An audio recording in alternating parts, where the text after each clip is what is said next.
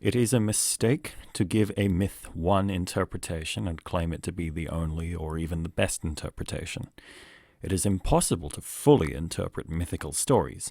They go beyond falsity and conventional truth and express things that can't otherwise be expressed, so to explain them is to cheapen them. There is a difference between a myth and a mere story, and explanations of naturalism do not satisfy me, and don't explain most myths in any case. With that preamble out of the way, we move on to one possible interpretation of the Orestia. Keep what I've said in mind as we continue. One way to look at the Orestia is as an expression of the futility of escaping repetition and of escaping one's essential nature.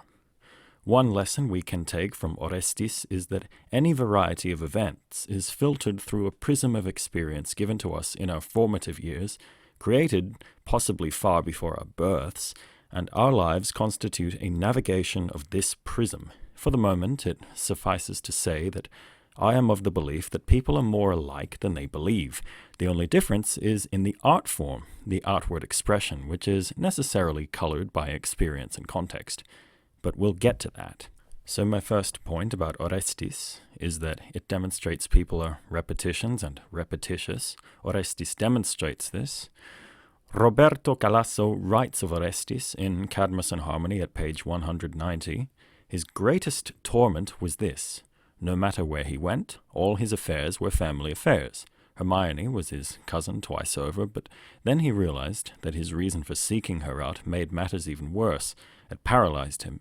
Hermione had been betrothed to Neoptolemus, Achilles' son. Orestes took the murdered man's place next to Hermione. He was perfectly aware that he was not, as he did so, himself Orestes. He was Agamemnon, once again depriving Achilles of his beloved Chryseis. Orestes never was Orestes, except in the brief periods when the Erinyes goaded him into insanity, and so on. He goes on in this vein. He provides a bit more proof with Erigone, the daughter of Clytemnestra and Aegisthus, but you get the point. And Kazantzakis, I'll quote him as well, famously from The Saviours of God. It is not you talking, but innumerable ancestors talking with your mouth. It is not you who desires, but innumerable generations of descendants longing with your heart. Your dead do not lie in the ground. They have become birds, trees, air. You sit under their shade. You are nourished by their flesh. You inhale their breathing. They have become ideas and passions. They determine your will and your actions. Future generations do not move far from you in an uncertain time. They live, desire, and act in your loins and your heart. In this lightning moment when you walk the earth, your first duty, by enlarging your ego, is to live through the endless march, both visible and invisible, of your own being. I'll also, while it's relevant, quote Javier Marias's A Heart So White, which is essentially about the impossibility of change and how aspects of our lives are filtered through our experience, made comprehensible by being analogized, made into repetitions, made into the same thing. Jonathan Coe writes in the introduction to the Vintage Classics edition of the book, one of the things that Marias is trying to tell the reader is that no matter how much we experience, no matter how shocking or intense our experiences are, we remain locked within the same patterns of thought and reflection. One usually closes a Marias novel with the sense that human experience is immutable and that people themselves rarely change. Our life's goal is to escape being like Orestes, but Orestes himself hounds us in the form of ourselves, our inescapable lives, just as the Furies hounded him. Orestes, the society of one. Everywhere he went, his family followed. Context changed, but the fundamental experience remained. Writing is the same, but I'll get to that. This is a point from a YouTuber named Luke Smith that I'll copy verbatim for those of you who haven't heard it. A society designed to be understood by one human brain, a society modeled on one mind, is not complex enough to function in service of multiple people, because they're too different for one mind to account for all of their needs and desires. All functioning societies and customs are built over time, and they're filtered by the experience of thousands of people. Participation in that society thus requires a modulation of the self to function within that structure, and so on and so on. This is why we struggled to avoid being like Orestes. To a point, the only religion that can take over a place is one that's suited to that place. Even successful invasions, as in early Christianity and with the Jesuits, account for and imitate customs of wherever they go. I'm sure that some of you will have seen repetitive posts about how Christmas is the solstice celebration and a pagan holiday, and for some reason the smirking atheist never quite manages to justify why this means we should never celebrate the 25th of December. But it speaks to human nature that Christianity spread in this manner in the first place. People's minds can't be changed. You have to change them over a generation's time, but a generation is all it takes. As an aside, I would recommend Yuri Bezmenov's rather famous lecture on this topic. It would seem that there is, at least during a generation, a soul to a place which is only gradually modified through exposure to other things, and that soul is the people's property. Christianity was able to spread through Greece and Rome because Christians were, A, generally lower class, and the pool of possible converts appreciated the notion of eternal equality, and it functioned more like a union in the early days in the major Greek city-states. This point is explicated in The First Urban Christians by Wayne Meeks, and B, because on a theoretical level, Christianity appropriated Platonic and Neoplatonic texts and made them prophetic precursors to its own vision. The Hebrew Mashiach became the Greek logos, the logic of the world applied to a man. And because of this graduation, this fitting into a pre-existing social strata, Christianity took root in southern and eastern Europe. But when this type of change is forced, the resulting resistance is violent, or will eventually become violent, as in Scandinavia with its Protestants and in Japan with its Jesuits. Customs can't be modified on a whim. People are trapped in their own minds, as I said. They're shaped by the prisms that are forged before their births, expressed dramatically, their destinies, and everyone is a tiny Orestes, surrounded by the familiar to the point of exhaustion. This brings me to some seemingly unrelated points about writing. The difference that still remains between writing and other forms of artistic expression is the attitude we have towards tools. You can buy a beginner's violin or a mobile phone with a high-quality camera, and so people like to say the barrier to creating non-vocal music and film is lower than it's ever been. True. But no other form of art in its entirety, except rudimentary music, like singing and drumming, comes close to the ease with which literature is produced, because even if you would like to, you can't produce literature in any more advanced manner than with a machine with a keyboard, at least not yet. Letters are reproduced exactly, perfectly, every time they're typed. We can manipulate spacing, style, font, any characteristic we like with the most elementary of tools, and every keyboard produces the same letters on the computer, irrespective of its physical makeup. Writing is perhaps the most free art after singing and drumming, which requires only the ability to use the vocal cords and hands, or even feet. This means that all writers, from Stephen King to Thomas Pynchon to myself, are in some sense on the same footing. Writing is hounded by the familiar, even when it's different writing, even when it's produced thousands of years later, because its experience is the human experience and hasn't yet changed since the beginning of what we call history. The beginning of which is, of course, marked by the invention of writing. Ordinary practitioners of any other art are content with 90% maximal performance of their tools. Hardliners will spend exorbitant amounts on extra pieces of equipment, amplifiers, paints, boards, acrylics, and so on, to reach the extra 10% performance possible from their tools without making any actual difference in the quality or style of what they are doing.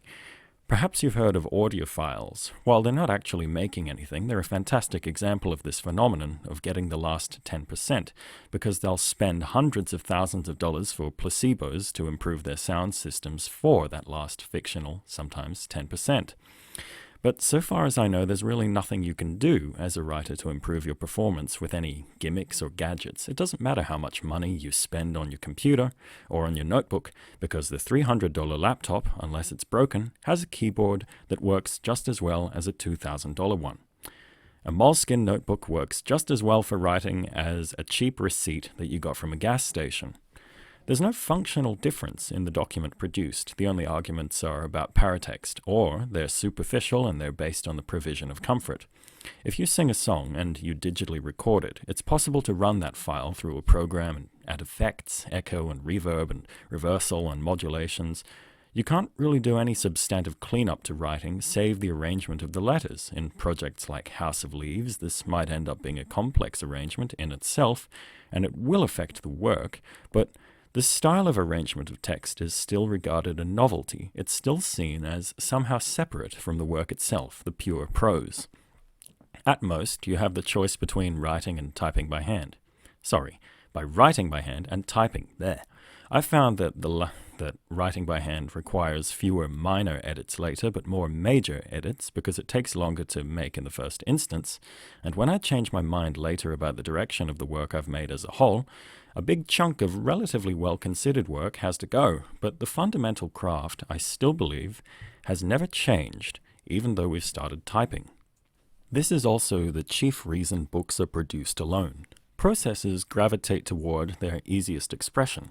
Just as a person gravitates towards his natural behavior and a society toward customs that most suit its constituents, and it's easier to get one person to sit and write a piece of prose than it is to get two people to do it. It's easier to pull a person's most personal reflections from them when they're alone, rather than when they're distracted. It's easier to choose the correct words to express a point when undistracted. And singular production, of course, changes the essence of the book from the bottom up and makes it what it is. Few popular movies are singular expressions of artistic intent. The degree of communal effort required to create a work is inversely proportional to the amount of individual expression which can be found in it without taking it apart. Now, this is a somewhat obvious statement, but it needs to be clarified because otherwise individual pieces are lost in the mess of the whole. It's not that you can't appreciate a certain actor's performance or a costume designer's work or a composer of a soundtrack, but their visions are necessarily modified by the needs of other collaborative agents. This is also not to say that a writer is unaffected by circumstance, but the effect of that on the pure art of the actor or the matte painter for the backgrounds is much more obvious because they don't take influences from outside and then work in a vacuum, as a writer does. This navigation of mutual need is neither positive or negative. It's merely a characteristic of a collaborative work. A carefully designed costume can be hidden by poor lighting on a film set. A soundtrack can be drowned out or drown something out. Each of the elements can combine to create a product that can't be said to have come from any one person involved. We call this greater than the sum of its parts. The point is not that each element is worsened or bettered, but that there's necessarily a difference from its mental expression, and an art, the art of the composition of disjointed elements carried out by a director, must be used to create the whole. All this is to say that collaborative audiovisual art presents a greater distance from the brain than that between the brain and the conventional novel. When we think about art in this way, in terms of removal or abstraction from the brain, it may implicitly suggest that purer or greater art is that which is closest to the vision of the brain. And yet, the entire point of art is to represent the human condition to a hypothetical other. The closer it is to the individual mind, the harder it is to communicate, because the details are so specific that any given mental vision is necessarily stuck inside the mind. I'd like to divert for a moment to more fully consider the question of translation through analogy, to which I have, I think, previously given voice. Nobody has ever managed to read a book as intended, unless the intent was for it to be read in the way that anyone could possibly read it. Unless a concept was initially made up of only words, it will lose something in the translation from a mental impression to a written statement. Put dramatically, Orestes cannot change. He can't leave his own maddened mind. For this reason, I don't consider reading a work in translation to be that much worse or somehow lesser than reading the original, except in fringe cases where the language is part of the point. The work is bastardized by the time it's written down, by the action of its being written. Any further layers are irrelevant compared to the immense change from that first mental idea. And if a concept is expressed in words, it can never be more depthful or complex than words can. But if it has its origin in something else, the words can point to that and suggest a method to receive that mental impression. But if something is born from words in the first place and has no other meaning or purpose, it's essentially just a game. Words for words' sake. Now, Vladimir Nabokov wants to know my location, but I insist on the validity of meaning beyond words for their own sake. For brevity's sake, I'll call this pure literature, and it may be pure, but that purity gives it, I feel, an onanistic quality that repels me, since it fundamentally loses its ability to communicate anything that I find interesting. Consider this. Meaning in pure literature is secondary. Meaning is encapsulated in the sound and impressions of the words used, and it stops there. This means that there can't be a pure literature, there can't be a poetry of pure sound, because at that point you are composing music, not writing. I said earlier there's a confusion between the mental impression of an idea expressed in writing and its expression. Audiovisual arts don't suffer this confusion. They always give exactly what was intended, even if that's not what's received, because the film is put together outside the brain. By joining with society, it escapes Orestes. It loses its incestuous inner quality. It becomes a public project. It becomes society itself, a thing people congregate around. Everyone involved creates a physical contribution. Sound waves, costumes, etc., and their necessarily flawed conception of the full work in their minds becomes irrelevant, because as in society they must modulate their own behavior to fit in. The product doesn't leave any aspect of its actual self to be interpreted, as in the true underlying meaning of words, only its meaning as it is. There's no question of confusing an impenetrable mental dimension. And this is, of course, why I prefer writing to watching films, because there is a mental dimension in writing as there isn't in films. So there's one way to view art, as a pure abstraction of one mind. We could call this an auteur theory, I suppose, although I think that may be something a little different. This might be something more like an Orestean theory, although I wouldn't start using that term without properly defining it. This is just for brevity. And then there's the second way, art as a manifestation, as an expression of technique. Neither of these approaches really have anything to do with format or equipment. It's just that the second approach is more easily manifested when multiple people are involved, because what we call the world is made up of nothing more than multiple people. And it's easier for multiple people to simulate multiple people than it is for one person to do it. Technique is the original meaning of art, techni, and this word comes from a time when the sole purpose of art was to reflect the world accurately, not materially accurately, but accurately in any possible sense, as opposed to expressing the truth of the self, which is an attitude that I suspect cropped up after the Renaissance humanists, although I've done zero concrete research, so take that as the grain of salt it is. After all, you can find material about the self from before that point, though so far as I know, not from the medieval period, and material about the world, not people, after it. But I stand by my point, which is that art used to mean something different to what it now means. As such, it only follows that the technique-based approach to art, as opposed to the auteur approach, or the Orestean approach, if you like, lends itself to collaborative projects with a higher number of variable components, movies and plays and orchestral music. As opposed to paintings and literature, etc., there are, as ever, exceptions. In regards to movies and, say, games, it's tempting to make an argument about the pervasive boogeyman of the boardroom, making financial decisions at the expense of artistic integrity.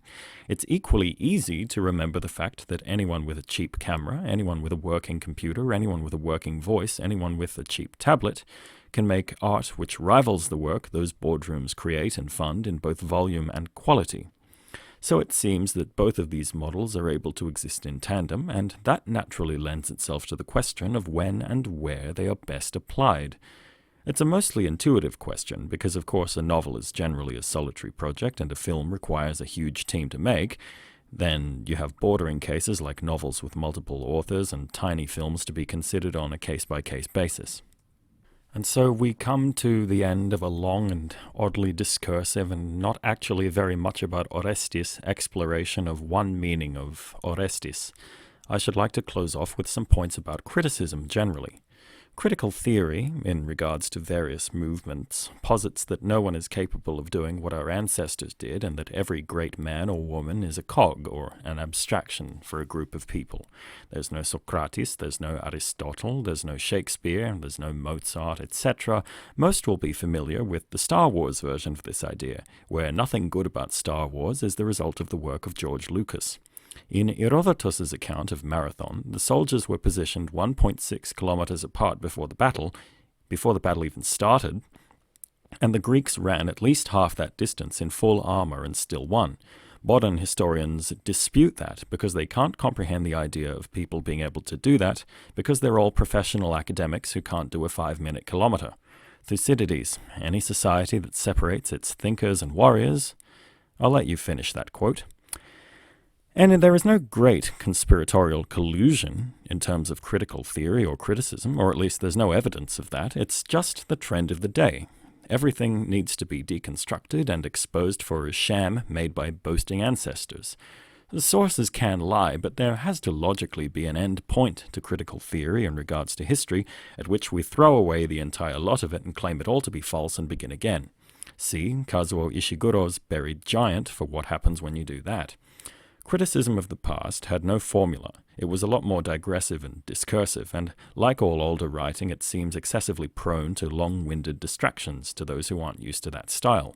But the reason the intelligentsia is filled with people who lack an understanding of the basic concepts that hold up our civilization nowadays, it's the same reason criticism has lost this hyper-loquacious quality. It's that intellectual activity has been made easy by the application of critical theory, and a structured approach to criticism which allows anyone to exploit the formula and emerge with a piece of writing they can call criticism, ostensibly in the vein of the old type. However, most of the literature they talk about, it would be wrong to say it wasn't written with criticism in mind, but more accurate to say that it wasn't written in expectation of the kind of criticism that ignores the work's purpose and attacks it based on values the author would never reasonably be expected to have according to their context. A certain meme comes to mind. That wasn't very feminist of you, Homer. The better the art, the easier it is to separate it from the artist. Good art escapes Orestes. It's universal. It doesn't matter if it's made by a team of a film crew or one genius. Seen from one perspective, the work transcends its maker and becomes a universal comment. A society or a film crew can do this with relatively little effort because so little of it manifests the obviously personal. You don't have to work as hard on the creative level if you're a costume designer rather than a writer who has to design an entire project and every aspect of that project alone, and in a medium that doesn't necessarily show anything unless they explicitly think to show it. Seen from another perspective, everyone gets attached to revered art, and they want a piece for themselves, not always in a pecuniary sense, but in the sense that they want to feel their interpretation is the most valid. See, again, why not use this example again, Star Wars. Speaking of Star Wars, you might say making art is like launching a rocket. If it doesn't get out of the atmosphere, everyone knows you made it, and you take responsibility, and its failings are yours. Rian Johnson. But when it gets to Mars, it's a human achievement. George Lucas. Its successes belong to everyone.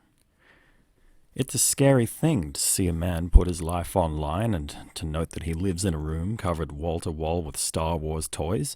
Many people criticize the inevitable overreach of this very general statement about one piece of art being worth less than another, and argue that there's no difference between a bust of Beethoven and a Boba Fett helmet. The Avengers is America's Iliad, Iron Man et al. Are the new Odysseus, Achilles. The problem is that examples of ancient or pre-modern culture and modern pop culture are equated in this sort of equal way when it's a hilariously reductive way to understand both things. I might as well tackle this now. Perhaps you've read the article by some Australian academic arguing that the Iliad and the Avengers are fundamentally the same. Here is my rebuttal, taking into account everything we've just gone over.